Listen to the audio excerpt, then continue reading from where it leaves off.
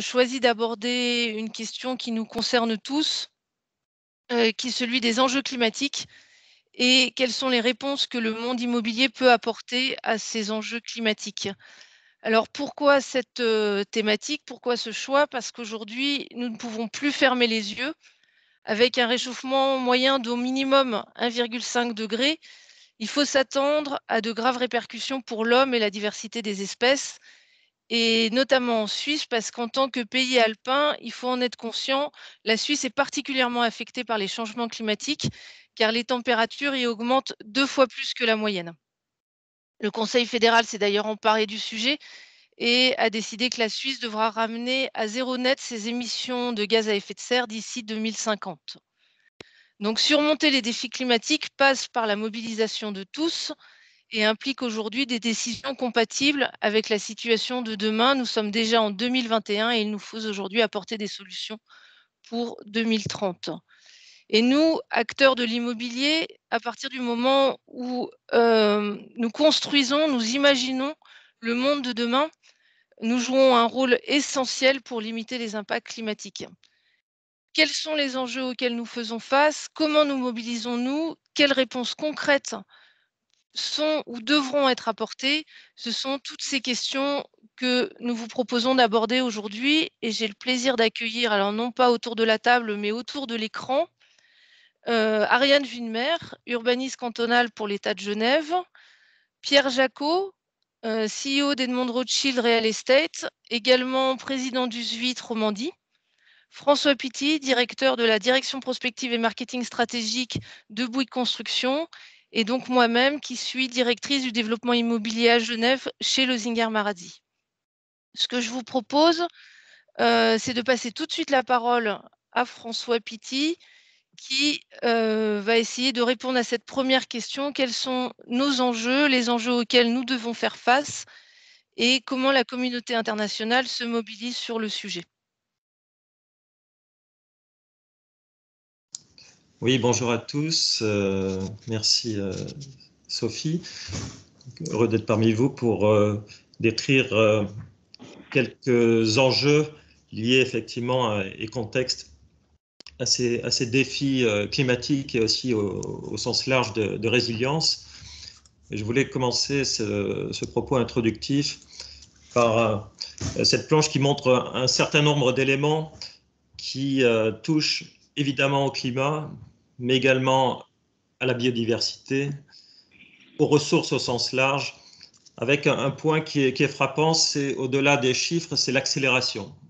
Une accélération qui touche les territoires à toutes les échelles, les pays, évidemment la planète, et un décrochage en ce qui concerne l'urbain entre le pas de temps classique de mutation sur la décennie, sur l'année au plus vite, et les perturbations, les mutations qui se font maintenant au niveau de la journée lorsqu'on voit des épisodes climatiques ou des épisodes sanitaires, évidemment, tels qu'on a pu les vivre, les crises sanitaires qui nous affectent et nous prennent de court du fait de ce décalage entre la mutation de l'urbain, la mutation des organisations humaines et toutes les dimensions qui peuvent l'affecter. Et sur les manifestations en fait, de ces changements, il y a 3 éléments effectivement que je voulais mettre en exergue. Le premier, c'est la dimension d'événements extrêmes, le fait d'arriver à ces épisodes qui soient climatiques, sanitaires, cyber malheureusement, également sécuritaires, on le voit dans tous les domaines, mais qui sont extrêmes. Donc on a cette variabilité en fait qui devient de plus en plus forte, et au-delà de la variabilité, les pas de temps qui se raccourcissent. Et donc ce décalage effectivement par rapport à ces événements. Une deuxième dimension, c'est la dimension d'équilibre d'écosystème, parce que tous ces éléments, on l'a vu sur la crise sanitaire, sont liés entre eux. La dimension évidemment de confinement touchait à des typologies urbaines, à des périmètres qui se raccourcissaient, des mobilités qui évidemment devenaient quasi nulles souvent, sinon qui se projetaient à 10-15 minutes. Les dimensions énergétiques qui ont été affectées. Donc, la crise que nous avons vécue, que nous vivons encore sous quelques formes, a montré cette interdépendance. C'est un deuxième élément qui est extrêmement important parce qu'il y a cette dimension de d'événements de différentes natures, mais aussi de différentes échelles qui sont complètement interdépendants. Et puis évidemment, cette dimension du climat qui est centrale, Sophie le rappelait, avec dans quelques jours cet événement à Glasgow, dans 10 jours la COP26 à Glasgow qui va au niveau des États s'attacher à s'assurer qu'on arrive à tenir ce seuil, ces ambitions. On en est loin encore. Et des déclinaisons, des actions qui nécessitent effectivement des actions à tous les niveaux. Un point qui est assez frappant, c'est aussi l'évolution de la sensibilité des différents acteurs depuis le sommet de Rio en 1992, le prix Nobel de GIEC en 2007, et depuis des événements effectivement qui montrent la sensibilité des États bien sûr, des organisations internationales, on le voit avec la COP, avec UN Habitat, avec l'OCDE qui lance des initiatives mondiales autour de la résilience et du climat, mais aussi, j'écouterai comme tous avec attention Ariane Widmer, au niveau des villes, au niveau des territoires, on voit l'apparition de réseaux de villes résilientes, Resilient City, ou des réseaux de villes comme Green Cities, ou les CLI qui définissent des stratégies de résilience, ce qui est nouveau. Et au niveau citoyen, effectivement, des mouvements qui sont frappants, puisqu'ils touchent de manière très rapide, fulgurante, des milliers, des centaines de milliers, voire des millions de personnes. J'étais il y a encore pas si longtemps, le 24 septembre, je me trouvais à Berlin. Il y avait la Friday for the Future qui revenait. Greta Thunberg, il tenait un meeting et c'était assez frappant de voir des milliers de personnes, effectivement, revenir et, après la pandémie, reprendre ce mouvement. Donc la sensibilité citoyenne est vraiment aussi aujourd'hui un élément évidemment extrêmement important. Et donc on a à tous les niveaux cette sensibilité qui se traduit en plus grande maturité, en plus grande connaissance et en plan d'action. Je pense que c'est aussi une des grandes évolutions de ces toutes dernières années, c'est la réflexion de que fait-on ? Sur le plan du climat, il y a deux aspects effectivement qui semblent prépondérants. Il y a l'adaptation et l'atténuation. L'atténuation, on le voit évidemment sur le bâtiment, sur l'immobilier, on est à peu près à 38 ou 40% aujourd'hui en termes de contribution carbone, donc de loin le secteur le plus émetteur de carbone, et des effets de levier qui peuvent se regarder au niveau des échelles de temps, à la fois en éco-conception, de plus en plus à travers la maquette numérique, le design génératif, de nouvelles manières de concevoir les espaces, une réflexion qui se fait parmi les acteurs en termes de diminution de l'empreinte au niveau déjà de la conception. La dimension de matériaux évidemment prépondérante, puisque le béton par exemple est bon an mal an en Europe à peu près à 2/3 le contributeur le plus important du carbone, donc des réflexions de béton ou de matériaux bas carbone, matériaux bois qui est souvent entre 1 et 2% aujourd'hui, souvent en Europe on peut monter à 3-4%, mais on est minoritaire encore aujourd'hui en termes de matériaux de construction. Et puis des réflexions autour, par exemple, de l'impression 3D qui peut aider à réduire la quantité de matériaux, donc de nouvelles pistes de réflexion sur ces dimensions de matériaux. Et puis évidemment la dimension de performance qui est fondamentale, performance énergétique, performance de ressources, performance aussi en termes d'optimisation d'espace. Il y a un deuxième élément dans l'atténuation qui est fondamental, c'est la circularité. Circularité là aussi qui se voit sur des pas de temps, qui est l'échelle bâtimentaire, son cycle de vie à 30 ou 40 ans, le fait de pouvoir recycler ou démonter sur le modulaire. La circularité aussi entre éléments qui étaient disjoints, qui commencent à avoir des synergies entre le bâtiment, l'énergie, la mobilité, les ressources, qu'ils soient d'eau ou de déchets. Et puis circularité au niveau des espaces. Beaucoup d'espaces tertiaires sont utilisés entre 25 et 30% du temps. Peut-on imaginer une hybridation, une réversibilité qui permette une utilisation 35 ou 40%, ce qui aurait un effet de levier considérable sur l'empreinte carbone rapportée à chacun. Et puis évidemment, au niveau de l'adaptation, beaucoup d'initiatives de réflexion collective en écosystème autour des îlots de chaleur, autour de quartiers, villes, bâtiments qui soient connectés et réactifs, et puis sur la dimension de gestion, effectivement, d'adaptation aux événements climatiques, adaptation, par exemple, des réseaux d'évacuation d'eau, pour ne citer qu'un exemple. Donc, beaucoup d'effets de levier et une complexité à gérer collectivement sur des enjeux, effectivement, qui s'accélèrent. Les dernières planches que je voulais partager avec vous sont relatives justement à l'action. Et pour l'action, on voit de plus en plus arriver un certain nombre de nécessité d'avoir des données.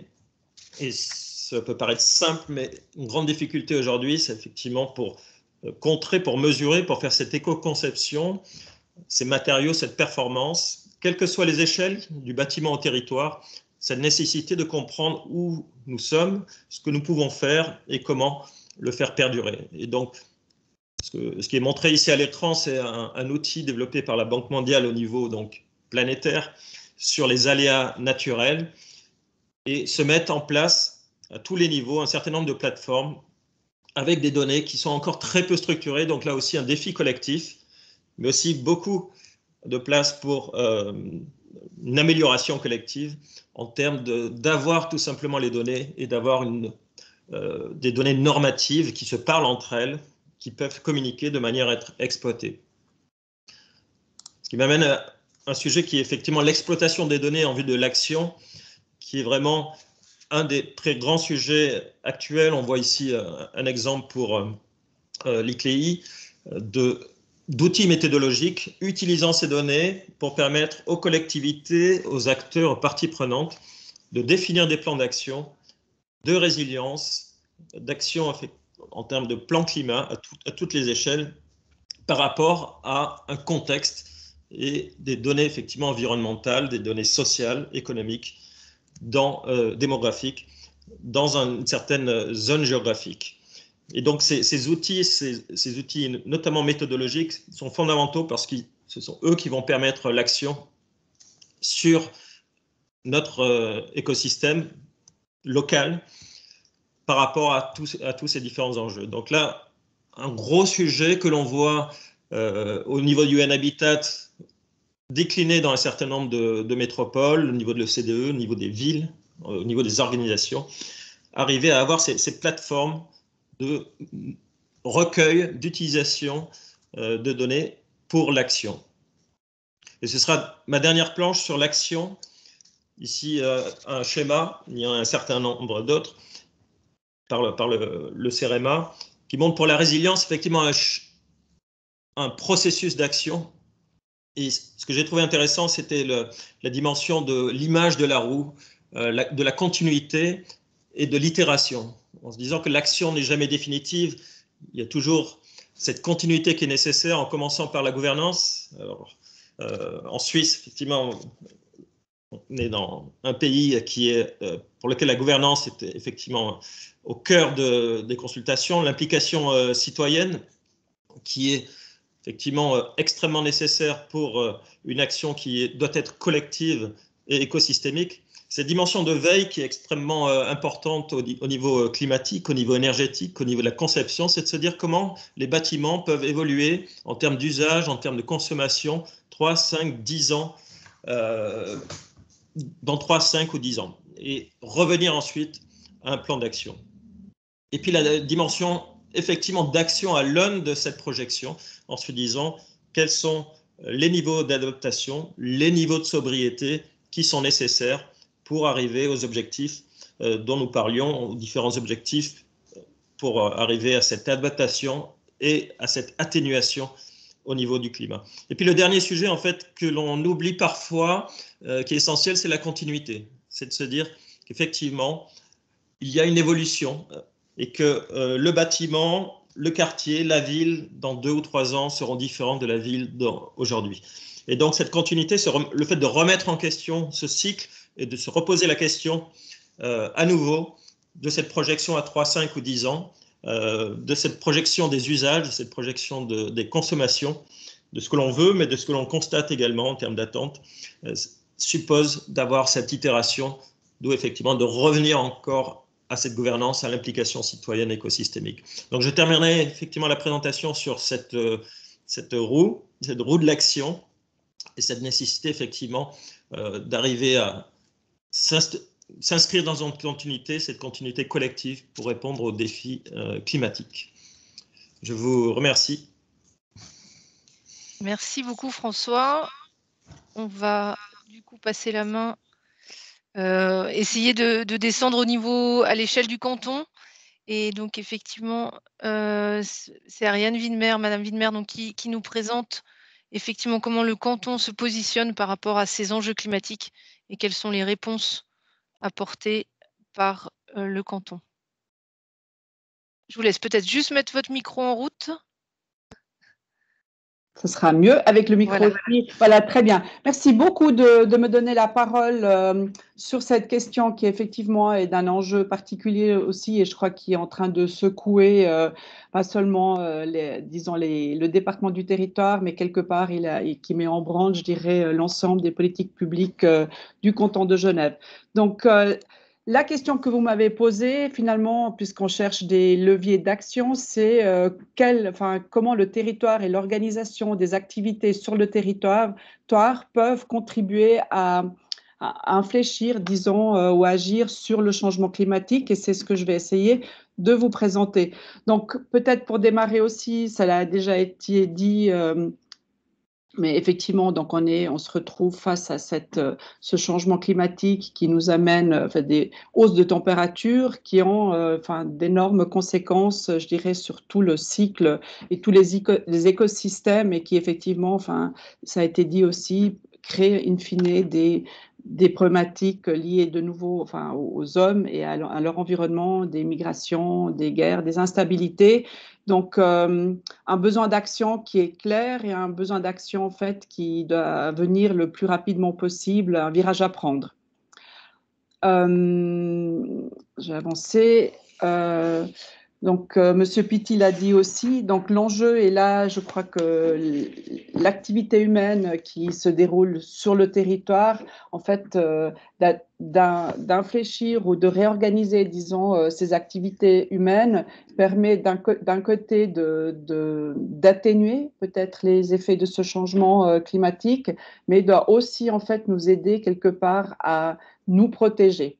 Donc, il y a vraiment cette double enjeu, je dirais, pour ceux qui organisent les activités humaines sur le territoire, activités humaines qui sont précisément, je dirais, à la source de ces dérèglements, puisqu'en fait, ils impactent progressivement ces écosystèmes. Et je crois que c'est vraiment à l'échelle des territoires que l'on peut trouver des solutions et je vous présenterai ça d'ici peu, comment le canton et en particulier donc l'Office de l'urbanisme travaille sur ces questions. Effectivement, ce que nous souhaitons avec l'aménagement du territoire qui a pour but d'organiser et de coordonner les activités dans le territoire, c'est effectivement retrouver des circularités, des cercles, disons, vertueux qui font que quelque part on réussisse à vivre en équilibre dans notre environnement.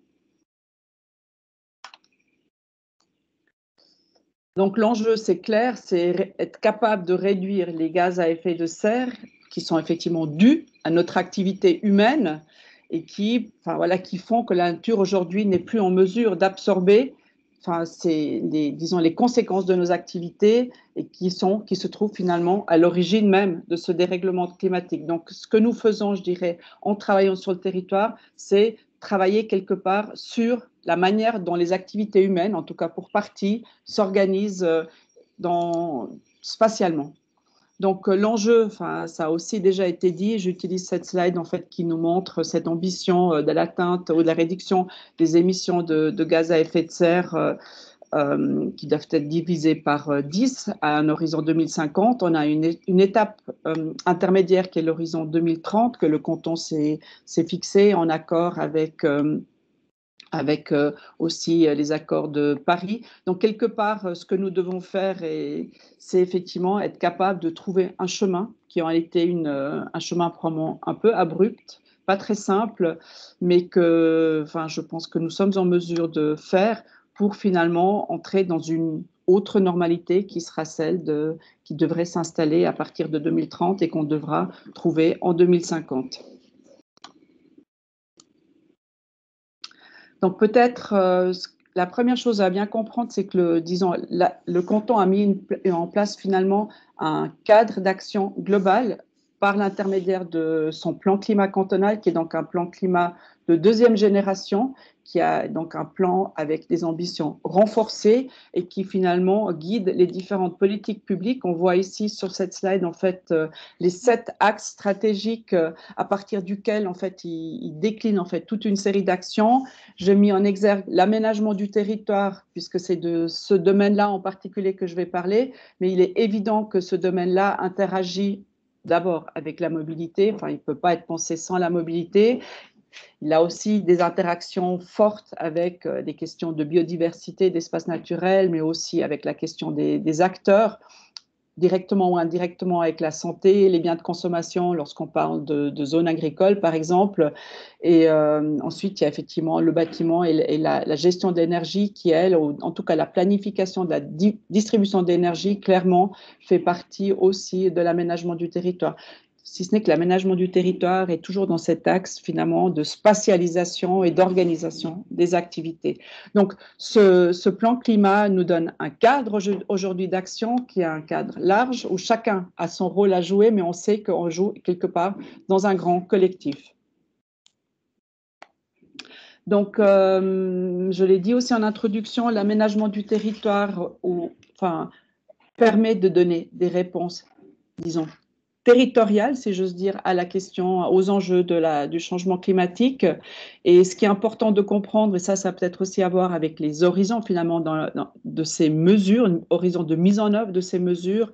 Donc on travaille à la grande échelle simultanément, mais également à l'échelle des quartiers ou de la ville, si j'ose dire, et aussi à l'échelle de l'espace public. Et ce qui est clair, c'est que plus le territoire est grand, plus on est dans des planifications de moyen long terme, plus on est à des échelles plus petites, plus l'action pourra être immédiate.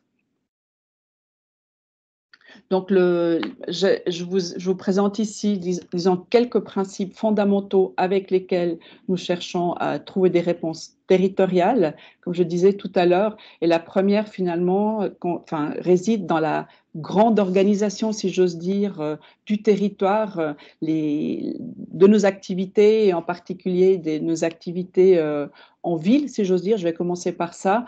Donc, ce qu'on sait...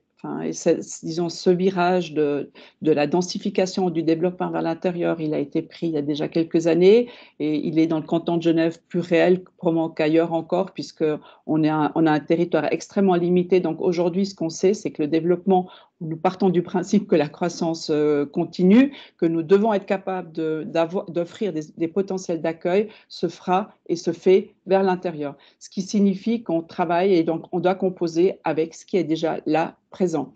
Et on sait également que ce développement vers l'intérieur doit être coordonné avec la mobilité, la grande mobilité des grandes infrastructures ferroviaires, que ce soit le train ou le tram, mais également avec, je dirais, la mobilité de proximité. Donc, en concentrant, disons, des densifications, en travaillant sur un système de centralité multipolaire où on densifie autour des arrêts de transport public, par exemple, on arrive progressivement finalement à renforcer, là où je pense que ça existe en tout cas dans ce territoire déjà, mais à réellement passer à des territoires qui peuvent commencer à fonctionner comme des villes du quart d'heure, qui elles sont là évidemment nous permettent finalement de mettre de côté, disons,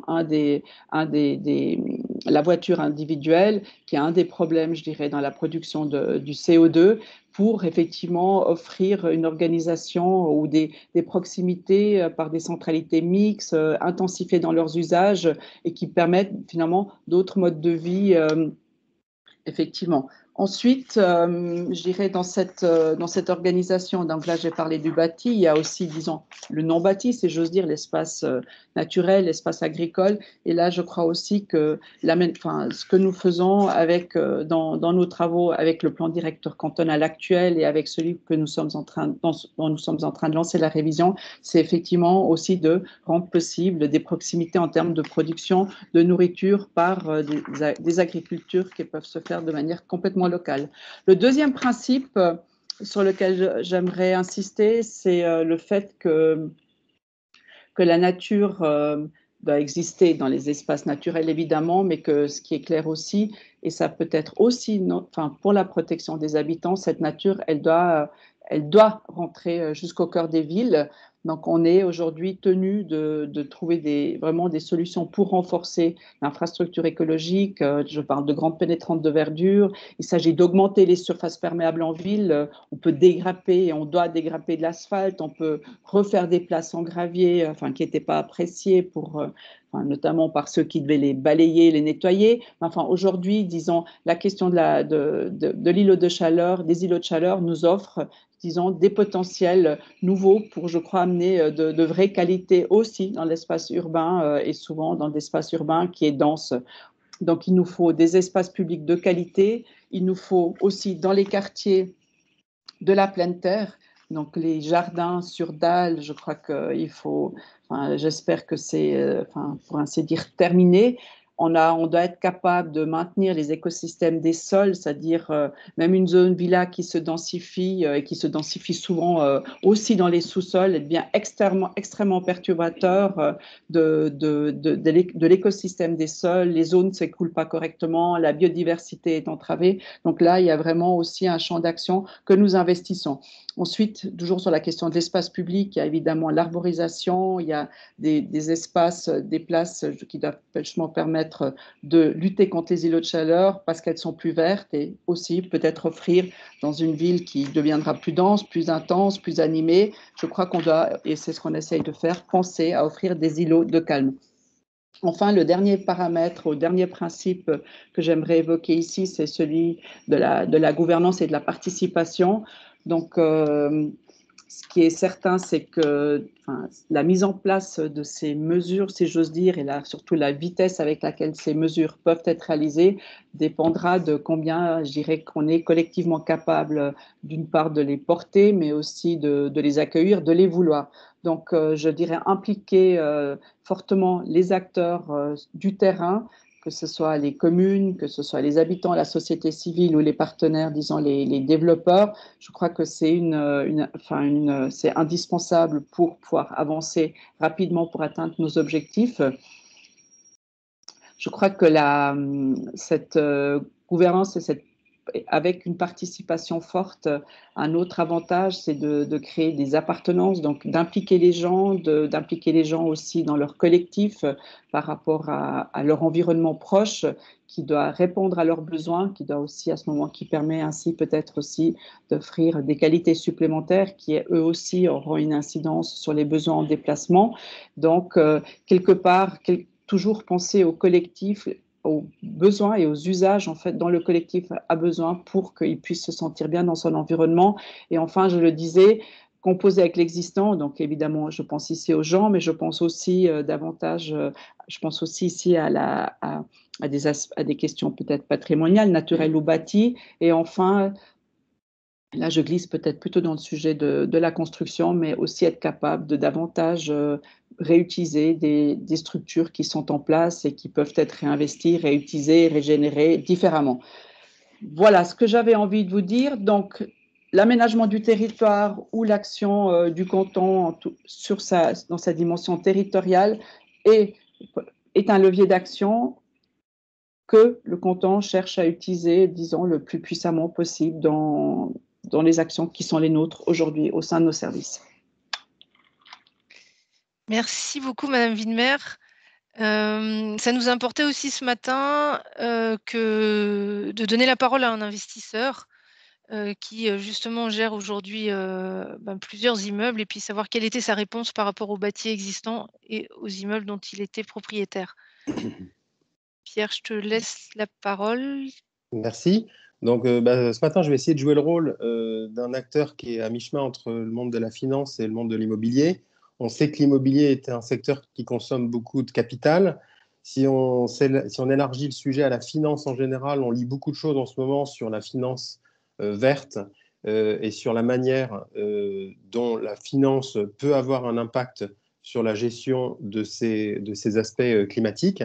Et en même temps, comme on est à la fois dans le monde de la finance et dans le monde de l'immobilier, c'est pas tant de savoir comment on souhaite flécher le capital, mais aussi comment on va mettre en œuvre ces politiques de durabilité. Donc, dans une logique financière au sens large, on voit bien qu'aujourd'hui, la discussion tourne autour de l'ESG. Excusez-moi, j'ai un problème avec mes slides. Sophie, je te laisse reprendre le contrôle de la présentation parce que j'ai les slides qui sautent 2 par 2, s'il te plaît. Donc voilà, merci. Donc aujourd'hui, ces notions de durabilité au sens large, elles sont déployées sous forme d'un acronyme ESG, environnement, société, gouvernance. C'est en tout cas une logique de départ, ça ne peut pas être une logique finale parce que la conséquence de lister ça sous forme de ESG, c'est qu'ensuite chacun va s'attacher à déployer un catalogue, de savoir ce qu'il fait au niveau de E, de S et de G. Donc de la même manière que la qualité, le service client, la satisfaction client sont au cœur d'une stratégie d'une entreprise, notre conviction, c'est que les aspects de durabilité et donc de gestion des changements climatiques doivent être au cœur de la stratégie d'une entreprise. Et pour être à la fois capable d'être crédible au niveau de la manière dont on va investir du capital, respectivement, comment on va s'assurer que les mesures ont un effet, on décline ces aspects sous forme de 3 thématiques.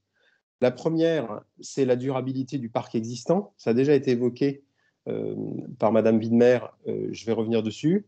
Le deuxième aspect, c'est la place de l'utilisateur final dans toute cette démarche. Et le dernier aspect, c'est la logique de détermination, d'engagement des parties prenantes. Donc, on peut passer à la planche suivante, s'il te plaît, Sophie, sur les aspects de parc existant. Et là, forcément, ce n'est pas très courtois de ma part. Je suis invité par une société qui construit beaucoup de bâtiments neufs. Néanmoins, il est évident qu'à la fois sur une logique d'occupation du territoire et sur une logique de cycle de vie des bâtiments et d'énergie grise, il y a un enjeu fondamental autour du parc existant, pour plusieurs raisons. La première, c'est que la vraie ressource qui est vraiment limitée, c'est la surface de terrain à bâtir sur la planète, d'autant plus dans une logique d'urbanisme où on a intérêt à développer la ville à l'intérieur. Si on la développe à l'intérieur, c'est que la plupart des cas, il y a déjà un bâtiment sur cette parcelle. Le deuxième aspect, c'est que finalement, paradoxalement, c'est relativement facile de nos jours de construire un bâtiment neuf à énergie neutre, voire énergie positive. Néanmoins, quand on fait ça, on n'améliore pas la situation existante et puis du coup, on ne travaille que marginalement sur les bâtiments neufs. Donc du coup, il y a peut-être meilleur temps, sur une logique très pragmatique, de se dire je vais améliorer la situation d'un bâtiment existant. Il ne sera peut-être pas aussi parfait qu'un bâtiment neuf, mais en tout cas, par rapport à la situation préexistante, l'amélioration aura été nette. Donc du coup, ça se traduit par la logique dans le parc existant de réduire les consommations d'énergie, de divers fluides, notamment l'eau, qui est un enjeu aussi qui n'est pas directement lié au CO2, mais qui est un enjeu très important, et de s'assurer que les combustibles qui sont utilisés pour dépenser la chaleur résiduelle, si on aura toujours besoin de se chauffer peu ou prou, soient le plus neutre possible en termes de CO2. L'autre aspect, c'est l'optimisation de ces consommations. Et là, on est vraiment au confluent de 2 choses. Et ça peut paraître assez technique, mais c'est fondamental. Il y a un autre enjeu de société qui est important, c'est la digitalisation.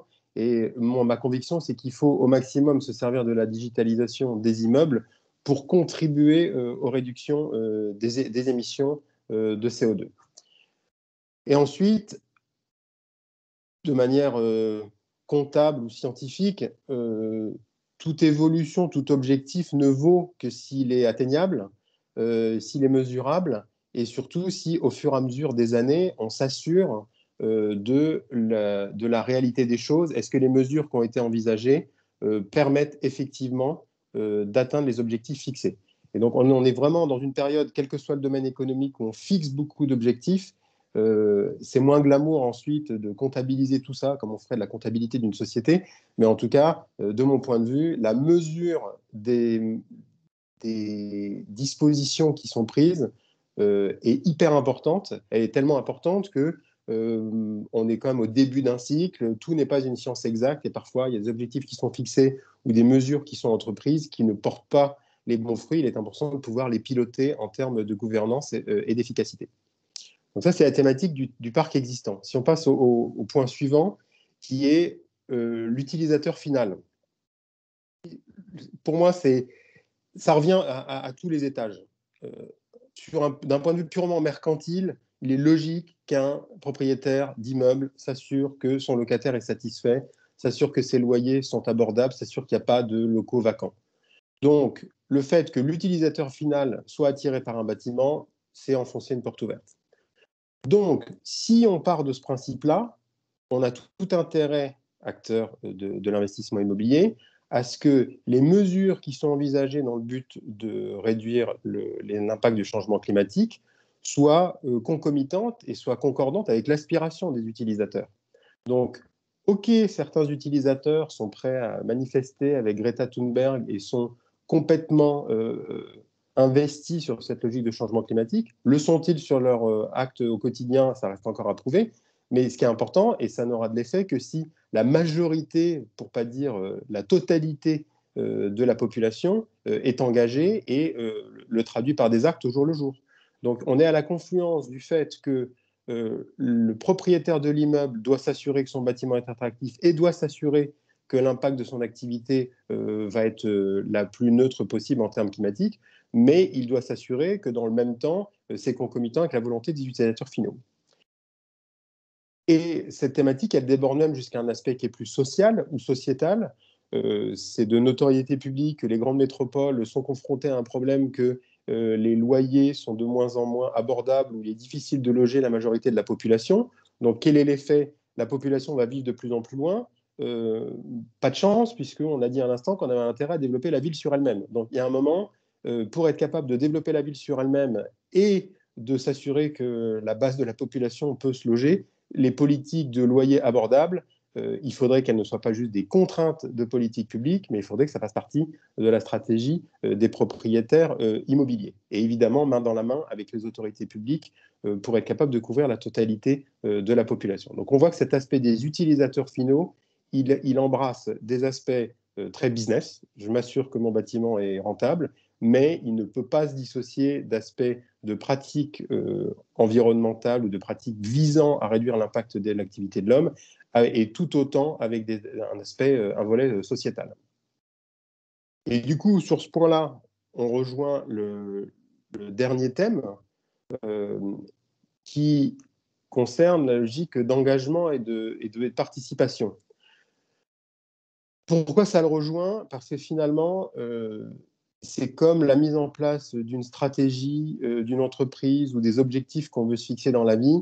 Une fois de plus, c'est bien de se fixer l'objectif, mais la vie est un marathon, donc c'est surtout dans la durée que les choses vont se voir. Ça a été évoqué par M. Pitti. Et il est indispensable, au-delà du suivi comptable des objectifs, de s'assurer de l'engagement des parties prenantes. À commencer, quand on est une entreprise comme la nôtre, que les collaborateurs et les collaboratrices y croient, le vivent au jour le jour, fassent passer les messages.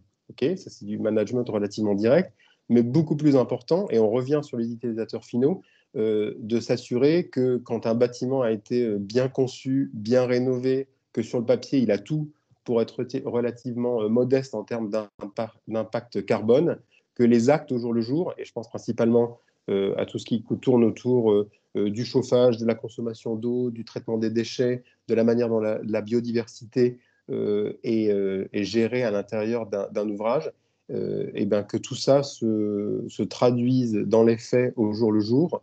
Quand on fait un bilan carbone sur la vie d'un immeuble, on oublie parfois qu'il consomme beaucoup à sa construction, mais il consomme aussi énormément à son exploitation.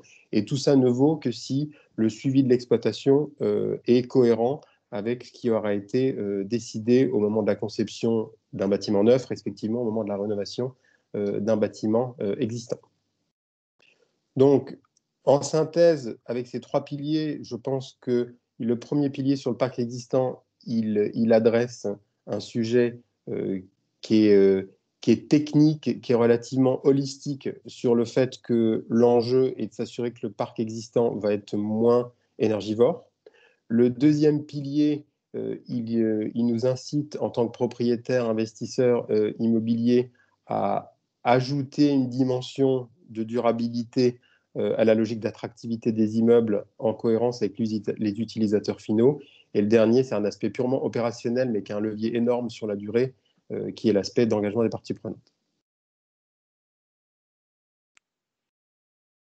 Merci beaucoup, Pierre. Je vais me permettre de poursuivre. Au nom de Losinger Maradi, alors comme tu l'as dit, on est principalement constructeur de bâtiments neufs. Et c'est effectivement cet aspect-là que je vais adresser aujourd'hui. Maintenant, on est aussi complètement conscient de notre responsabilité en tant que sur toute la thématique de rénovation, et peut-être que c'est un sujet qu'on pourra adresser au travers des questions ou sinon dans un autre webinaire à la suite. Effectivement, Losinger Maradi, développeur et constructeur de quartiers entiers, voire de bâtiments emblématiques, on a la chance finalement d'intervenir sur des bouts de ville et donc à ce titre-là de pouvoir agir durablement au profit de celles et ceux qui y vivent ou qui y travaillent. C'est une chance, mais c'est également une forte responsabilité et nous travaillons au quotidien avec nos clients, nos partenaires pour imaginer et construire des solutions ambitieuses en matière de développement durable ou encore trouver des solutions bas carbone qui permettent de répondre aux différents objectifs des enjeux climatiques. Alors depuis 2 ans maintenant, nous mesurons notre bilan carbone. Comme l'a dit, comme l'a expliqué Pierre, tant qu'on ne mesure pas, c'est difficile d'agir. Et donc on mesure notre impact sur les différents scopes de notre bilan carbone. Le scope 1 qui représente l'ensemble de nos déplacements. Alors ça représente que 2% du total de notre consommation en carbone, mais c'est quand même déjà 1,5 tonnes par collaborateur.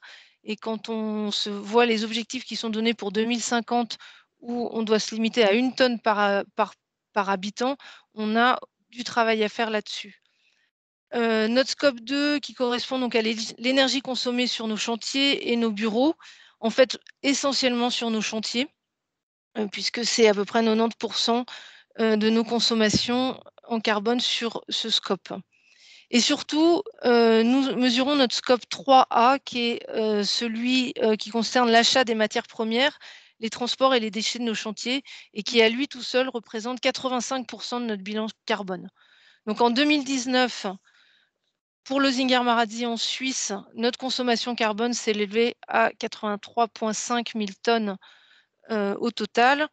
Et on s'est donné, depuis 2019 maintenant, des objectifs chiffrés, conscients de ces différentes émissions de CO2. On s'est donné des objectifs ambitieux pour les réduire. Donc déjà sur les premiers scopes 1 et 2, pour avoir une réduction de 40% de ces émissions de carbone. Et pour cela, nous allons équiper ou nous équipons déjà nos chantiers de différents compteurs électriques intelligents qui permettent de suivre en temps réel la consommation et donc à partir du moment où on suit, mieux comprendre les différents usages et donc du coup en essayer d'en optimiser l'usage. Le scope qui aura le plus d'impact, c'est le 3A, puisque je vous l'ai dit, c'est 85% de notre bilan carbone. Et là, on s'est donné comme objectif de le réduire de 30%, ce qui est assez ambitieux, mais en essayant d'apporter des réponses.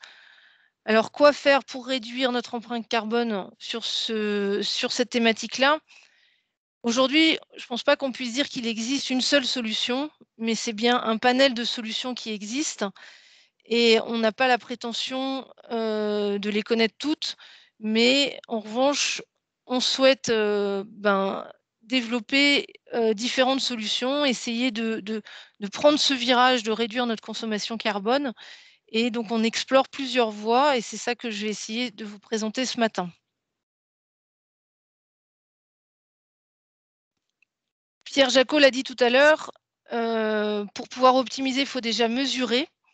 Et donc, dans un premier temps, c'est cet objectif que nous nous sommes donné d'établir le bilan carbone pour l'ensemble de nos projets en réalisation depuis 2019. Et donc, depuis 2019, ainsi que les réalisations à venir. Pour ça, nous nous sommes dotés du logiciel, nous avons fait le choix du logiciel OneClick LCA, LCA pour Life Cycle Analysis, qui nous permet donc de mesurer la consommation carbone, le bilan carbone de chacun de nos projets et d'agir là-dessus. Mais consommer moins, c'est déjà construire moins.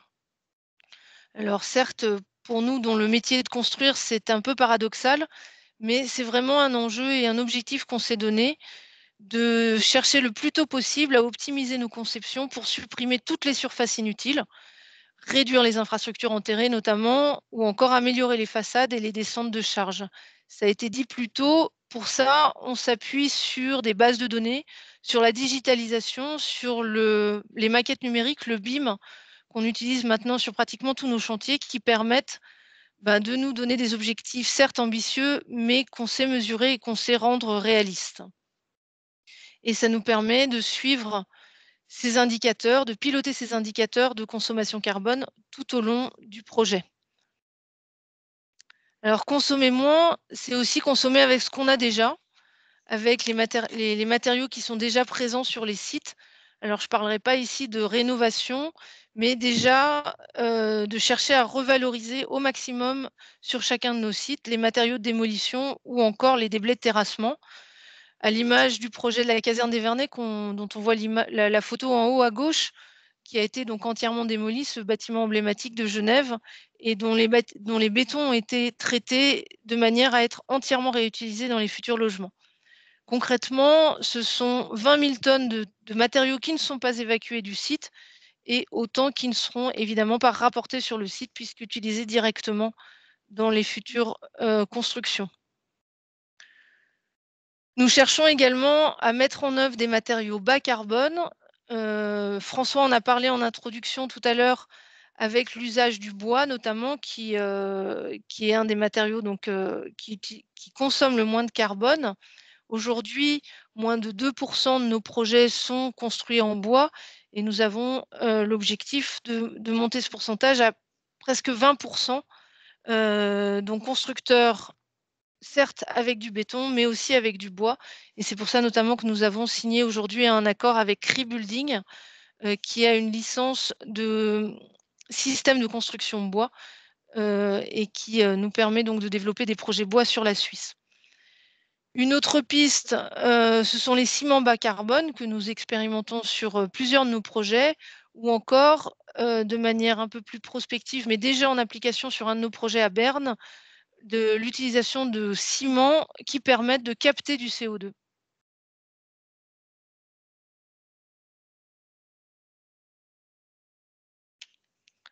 Un autre axe, c'est celui de favoriser l'économie circulaire autant que faire se peut. Alors, de manière assez peut-être symbolique, mais quand même très pragmatique, toujours sur le projet des Vernets, où nous nous sommes associés avec Materium, qui a mis en vente des objets qui restaient sur la caserne et qui ne pouvaient pas être revalorisés dans les futurs logements qui vont être construits. Donc au total, ce sont plus de 1000 objets qui ont retrouvé preneur et qui donc ont été revalorisés tout de suite, donc dans un vraiment esprit d'économie circulaire. De manière plus prospective, nous travaillons actuellement avec Madaster, qui a pour objectif de créer une bibliothèque en ligne pour recenser l'ensemble des matériaux installés sur les projets. Donc on s'appuie là encore une fois sur la digitalisation de nos projets, sur les maquettes BIM, et ce qui permet donc avec cette bibliothèque en ligne d'anticiper la revalorisation future des matériaux une fois les projets, pour plus tard quand les projets seront déconstruits.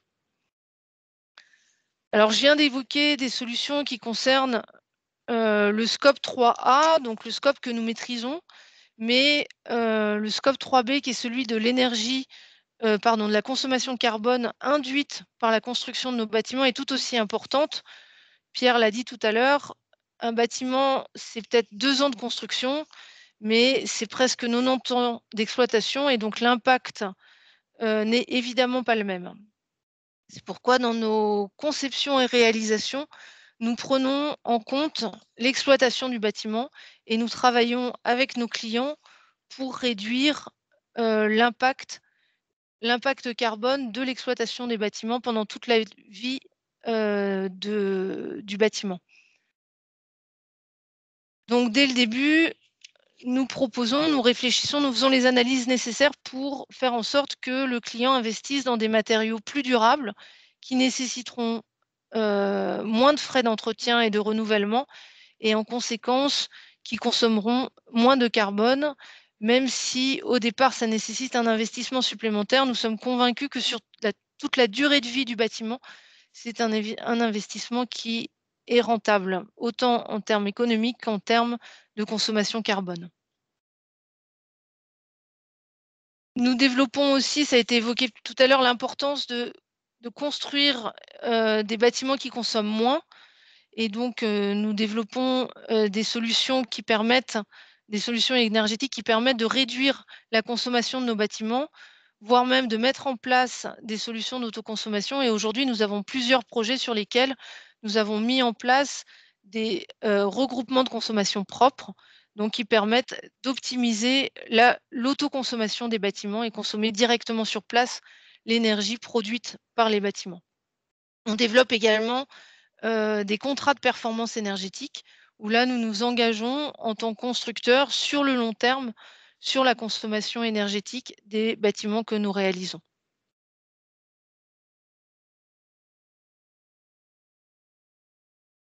C'est important, Pierre l'a dit précédemment, de mesurer parce que, évidemment, nous découvrons tout un nouveau monde finalement, toute une nouvelle manière de faire. Et pour mesurer les progrès que nous faisons ou les erreurs que nous faisons, c'est important de mesurer nos actions et pour ça, on s'appuie sur différents labels. Le label Site 2000 watts aujourd'hui est sans doute le plus complet, le plus pertinent pour tout ce qui concerne les sujets carbone. Et donc aujourd'hui, nous avons nombre de nos projets qui sont labellisés Site 2000 watts, encore une fois, de manière à mesurer nos actions. Et puis, comme l'expliquait François en introduction, la roue qui tourne, et donc toujours cette roue du progrès qui, de projet en projet, nous permet d'apporter des solutions encore plus performantes.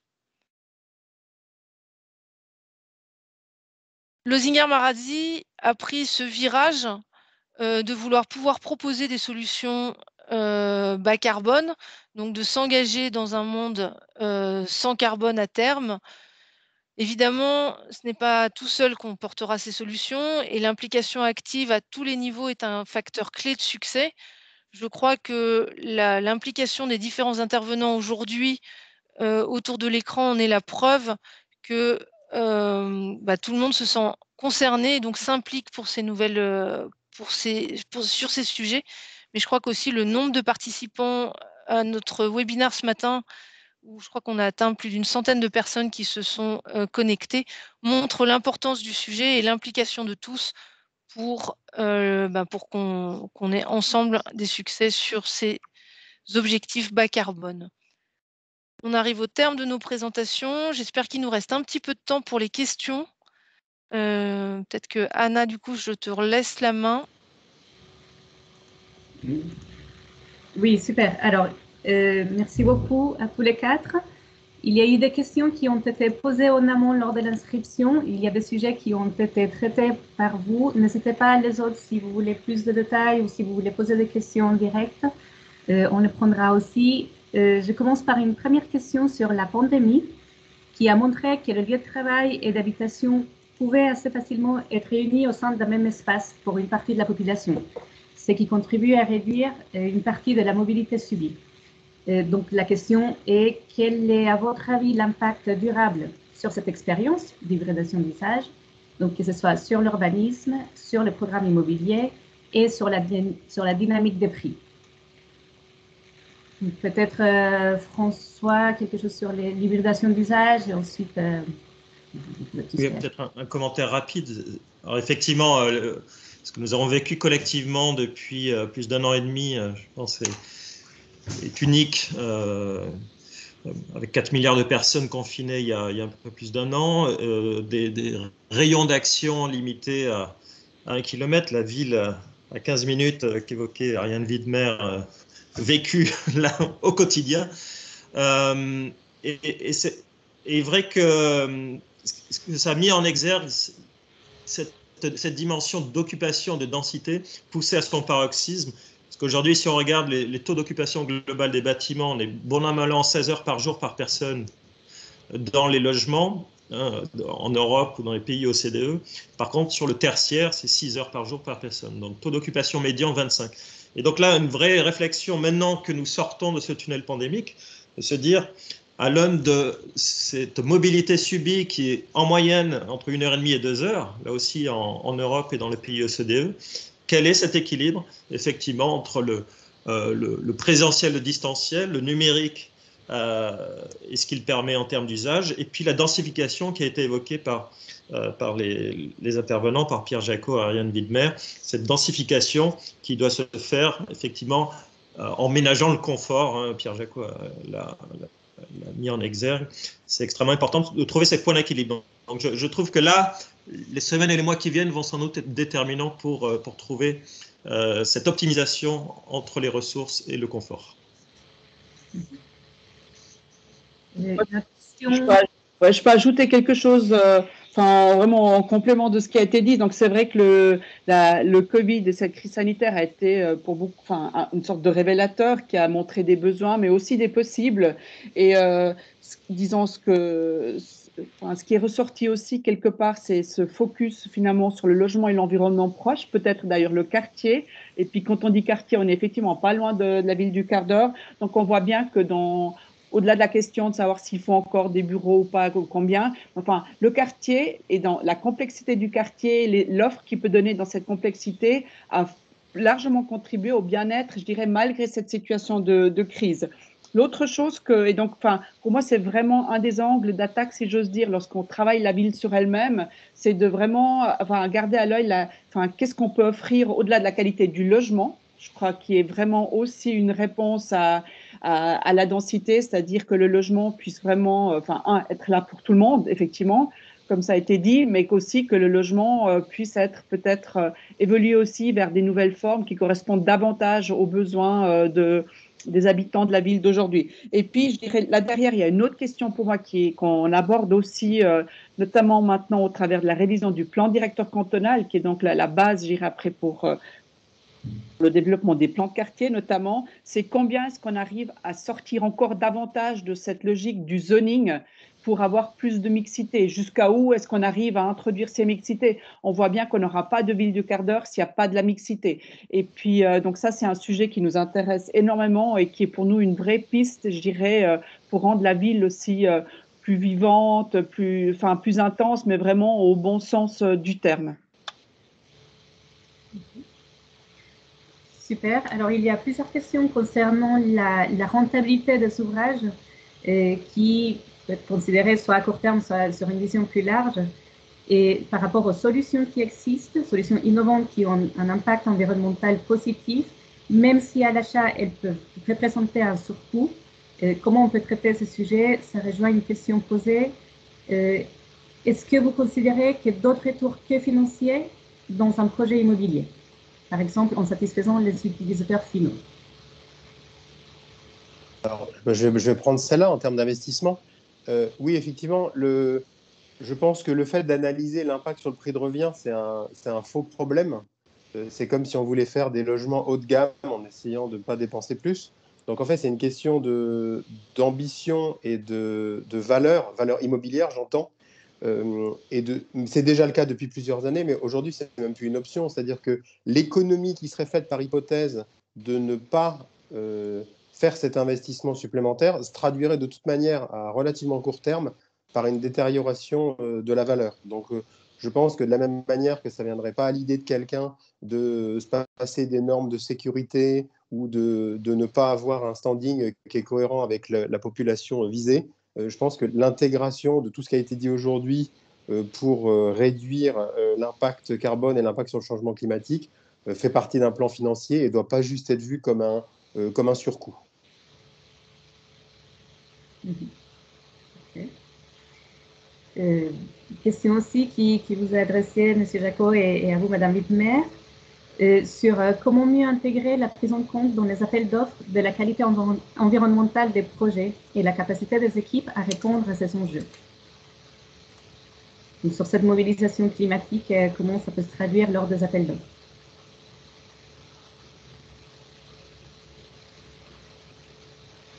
Je peux commencer, mais je ne suis pas sûre de vraiment donner la réponse parce que ça me paraît un peu trop évident. Donc, c'est sûr que dans un cahier des charges aujourd'hui d'un appel d'offres, donc il ici, sauf pour les projets d'espace public, on travaille quand même principalement sur des appels d'offres pour des projets d'urbanisme, disons. Il y a évidemment, je dirais, une exigence, un chapitre avec des attentes spécifiques en termes d'environnement.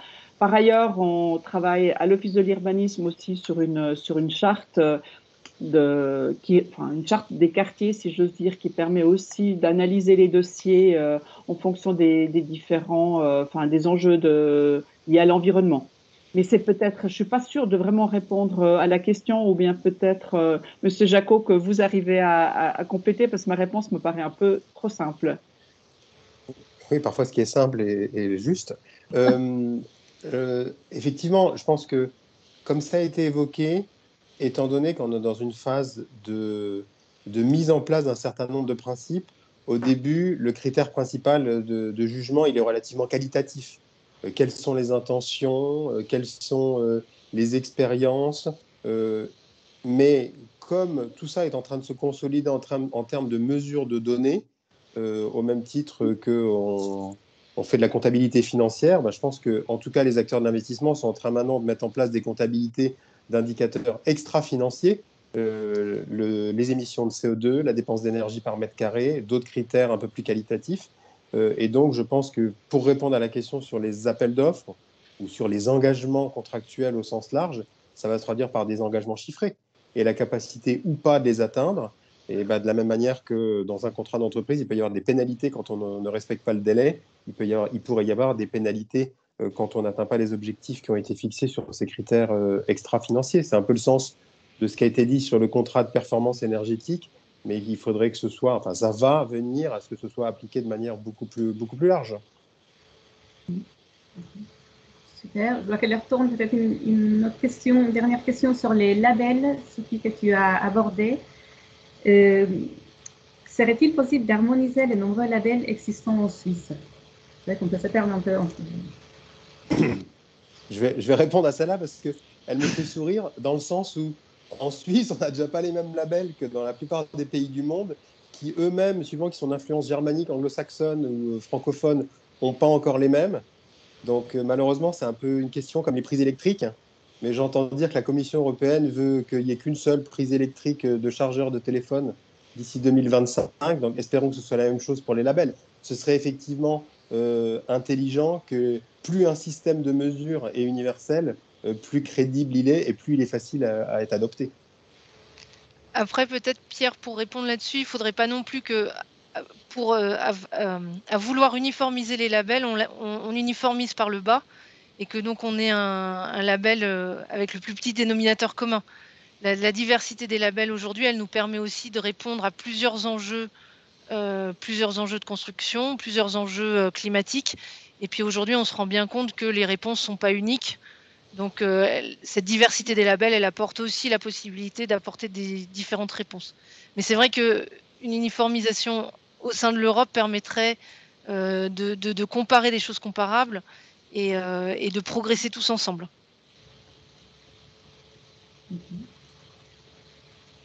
Super, il y a eu des questions qui étaient posées sur les contrats de performance énergétique, sur l'autoconsommation, donc Sophie a abordé la question, sur la digitalisation aussi, donc Pierre a abordé le sujet. Peut-être une dernière sur les quartiers demandent de plus en plus de nature, de potagers, de biodiversité. Comment on peut répondre à cette demande croissante de la population? Est-ce qu'il y a quelques exemples? Madame Widmer, vous avez évoqué ce sujet aussi. Si vous voulez faire un complément. Donc, oui, volontiers. Donc, je pense qu'il y a clairement moyen de répondre à cette demande, soit dans des quartiers déjà existants, en reconvertissant des bouts de gazon qui n'appartiennent à personne, en les offrant. Là, il y a un exemple de la ville de Lausanne que je peux mentionner ici, qui sont les potagers en fait urbains, qui sont clairement dans des situations, c'est du domaine public généralement, et qui est offert, qui à un moment donné sont offerts à des habitants qui peuvent se mettre à les exploiter.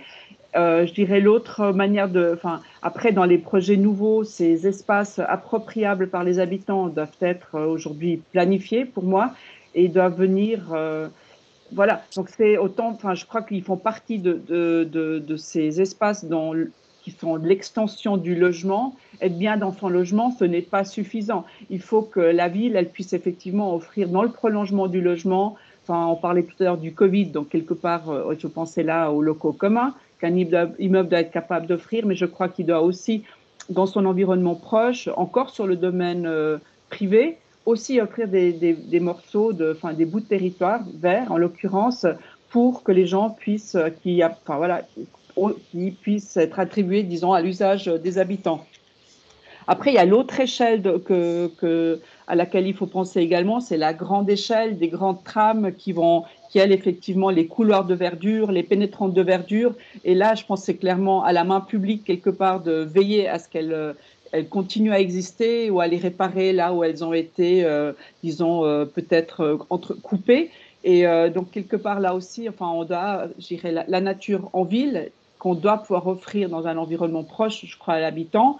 Elle peut être pensée et réalisée par les habitants, elle peut être réalisée par les communes ou par le canton dans une vision, je dirais, plus ou moins macro-micro.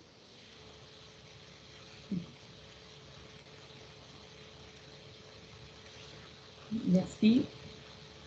Sophie, je te laisse la main pour conclure. Oui, parce que je vois le temps qui tourne et on a déjà pas mal dépassé l'heure qu'on s'était donnée pour ce webinaire. Moi, je voulais remercier tous les intervenants, évidemment, et puis tous les participants pour les nombreuses questions qui ont été posées. Il y en a encore beaucoup auxquelles on n'a pas répondu.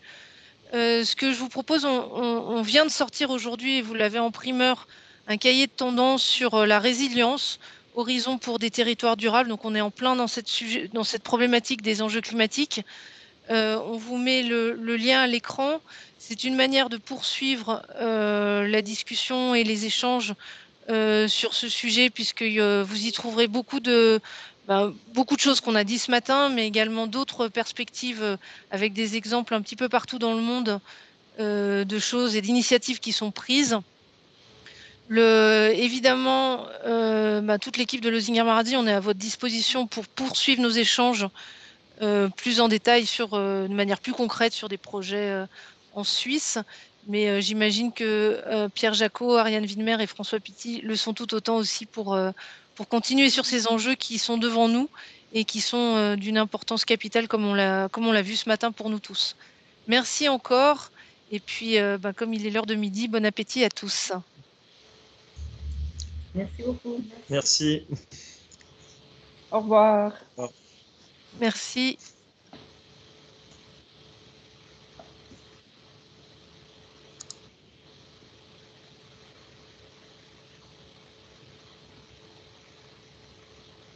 Bon, c'était bien.